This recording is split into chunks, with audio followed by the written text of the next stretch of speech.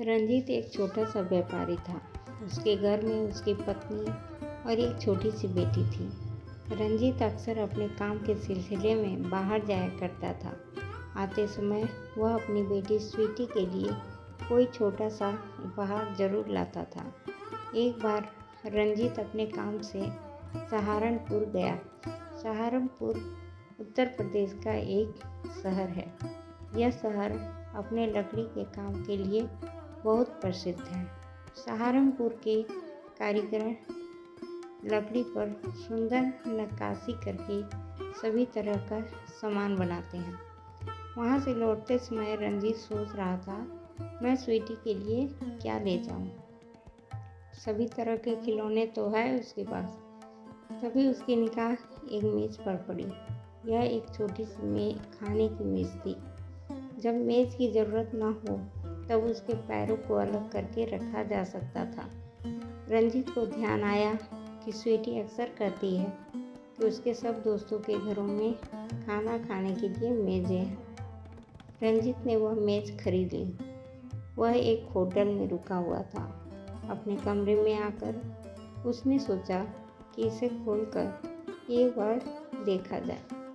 उसने मेज़ के पैर लगाए और एक कुर्सी डालकर बैठ गया। रंजीत सोचने लगा कि जब वह घर पहुंचेगा तब वह, उसकी पत्नी और स्वीटी तीनों बैठकर खाना खाएंगे। उसकी पत्नी बढ़िया बढ़िया पकवान बनाएगी। राजमा, चावल, पनीर की सब्जी, रोटी, पापड़, अचार, सलाद, सभी कुछ होगा। कितना मज़ा आएगा। सब सामान पहले से मेज़ पर रख लेंगे। फिर उसकी पत्नी को एक एक सामान लेने बार बार रसोई में नहीं जाना पड़ेगा। वह अभी यह सब सोच ही रहा था कि तभी उसने देखा कि मेज़ पर खाने की सभी चीज़ें रखी हुई हैं जिनके बारे में वह सोच रहा था। वह चौंक गया। अब उसे समझ में आया कि यह कोई साधारण मेज़ नहीं थी। यह एक जादुई मेज़ थी। रंजीत बहुत खुश हुआ। जब रंजीत के साथ ये जादुई काम हो रहे थे तब होटल के मालिक ने उसे देख लिया। उसे लालच आ गया। जब रंजीत किसी काम से बाहर गया तो होटल के मालिक ने ठीक वैसे ही एक मेज़ के साथ रंजीत की मेज़ बदल दी। रंजीत वापस आया। उसने अपने सामान और मेज़ को उठाया और चला गया। उसने ध्यान ही नहीं दिया कि उसकी मेज़ बदल गई है। होटल का मालिक बहुत खुश था। वह सोच रहा था कि अब उसे अपने ग्राहकों के लिए खाना पकाना नहीं पड़ेगा। वह जो कुछ चाहेगा उस मेज़ से मिल जाएगा। रात को जब होटल के मालिक को भूख लगी तो वह मेज़ के पास ठीक वैसे ही बैठा जैसे कि उसने रंजीत को बैठे हुए देखा था। फिर उसने सबसे बढ़िया खाने के बारे में सोचा, लेकिन मेज़ पर कुछ भी प्रकट नहीं हुआ।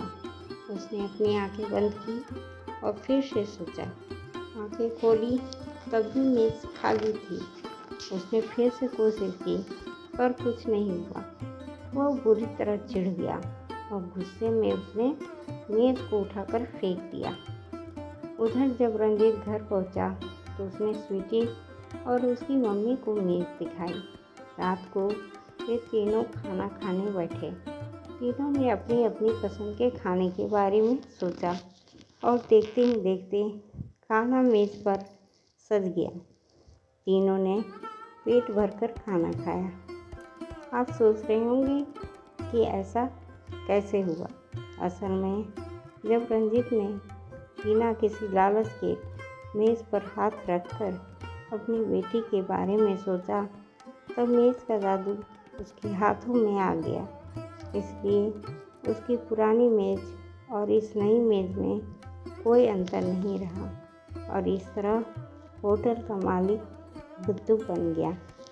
दोस्तों, आपको ये कहानी कैसी लगी? अगर अच्छी लगी हो तो लाइक, शेयर और सब्सक्राइब करें।